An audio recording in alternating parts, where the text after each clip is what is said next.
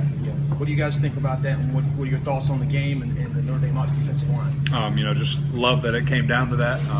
I think we ran the ball at will. Obviously, with hurricane-type weather, there's not much you can do but run the ball. And I think we made a huge statement. Everyone in the stadium knew that we were going to run it, and we were able to. So I think that was huge. Their defensive line and front seven really was just very active. They're the best that we've seen. Number 9 and 91 were just great athletes, and it was fun to go against them in battle all night. You've been around a while. What's it been like from an extra week of camp to the weird turnaround at Louisville to 16 days off? Are you ready to get to a normal schedule? Yeah, we just want to get in that rhythm, smooth week. Hopefully no hurricanes will come by anymore. And it's been weird, like you said. We haven't had a type of pattern where we can get in that rhythm, and we're going to have an 8-week stretch where we can really just get together and finally have the same thing over and over again. How does that affect the mentality of a football player? Not too much. We're still playing ball, maybe a little bit extra break here and there, but we're just ready to get in that stretch, that marathon sprint, to the end. I'm watching, and you come off the field to taking screwdrivers to your head. Yeah. Then it happens the second time. Then there's no shoe. What was going on there playing? I was just, I was mad about that, man. It was in key drives where we were, really going down the field, and then my helmet breaks, and then my shoe came off. So it was just very unfortunate equipment things, but those guys were fast over there. I only missed 5 plays. That could have been, a drive that I was out trying to fix my helmet. But, me and old number 9 just got on a collision course, and my helmet broke, his didn't. So I guess he hit me a little harder than I hit him. But I'm sure he felt it a little more. Taylor Hurd came in, though, for you, and he hadn't practiced a lot of guard. Talk about that. Yeah, kudos to Taylor. He's just always ready, always paying attention. And I think he just was the first one to run out there. Maybe Justin looked the wrong way at the wrong time. But, when both of them were in there, they did a great job. And, always can rely on your backups, and that's a good thing to have. I've heard your coaches in the past sort of kind of mention maybe a little bit of a frustration with this week, that it's just one of those weeks. And fans are kind of like that, too. Right. That they're like, oh, great, here comes Georgia Tech. What's your mentality heading into this week, knowing that it just always seems to be one of those quirky weeks during the season? Yeah, no doubt. Obviously a huge rivalry game.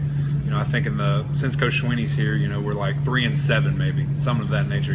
So we really want to push over the edge and take that next step to where we can get back to dominating the rivalry. But like you said, that option attack is obviously a headache. And as a defensive coordinator, that's something that you hate to prepare against. But I think that our guys are very technical sound. We've had a little practice with Wofford. So it's going to be great that they had that early jump. And they just really have to be technical sound. I think we'll be okay. I know it's early in the season and the coaches always downplay it, you guys downplay it, but number 6 in the nation, that's pretty lofty. Is it something you guys have a little bit of fun with, at least kind of talk about, use it as motivation, that type of thing? We dropped 2 spots one week, we jumped 6th the next. So where are we with the media? We don't really know. We just have to control what we can control, keep taking care of business, and hopefully we'll be in that top 4 when the season concludes. But do you guys talk about it and have fun with it when you get that high up? There's only 5 teams in the whole country ahead of you right now. I think that's something that's really different about this team. I think back in 2011 when we experienced the success, everyone was excited, freaking out. To us, all we've done is win. That's what we do. And I don't think that there is an overexcitement. Obviously, we're happy that, it happened, but there's not something to where it's a distraction. You guys have already faced 2 really good defensive coordinators. They like to do odd fronts, mix things up. Now you get to that group. What do you see out of that group and how they try to attack you defensively? They like to exchange gaps with linebackers and defensive linemen. Obviously they're a very active group, similar to Notre Dame and Louisville. I don't think that they blitz nearly as much as Notre Dame did or tried to.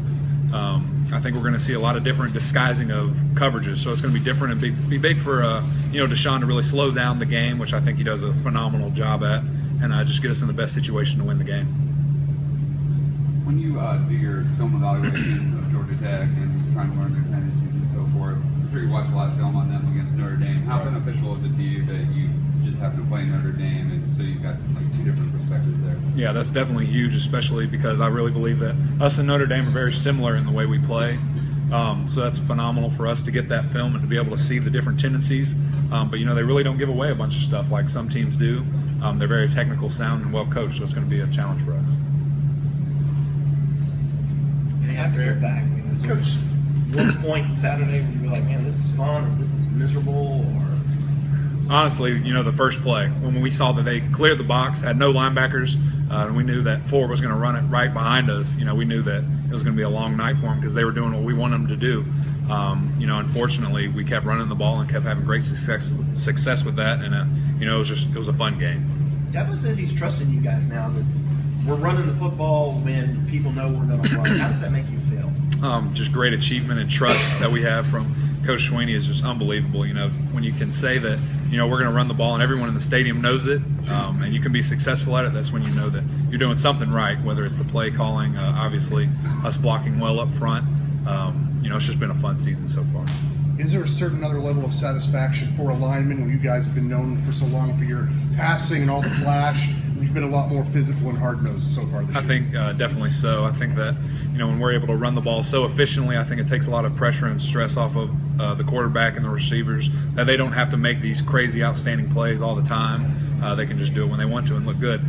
So I think that, that's something that's been really fun to be able to do this year. Do you appreciate Lain?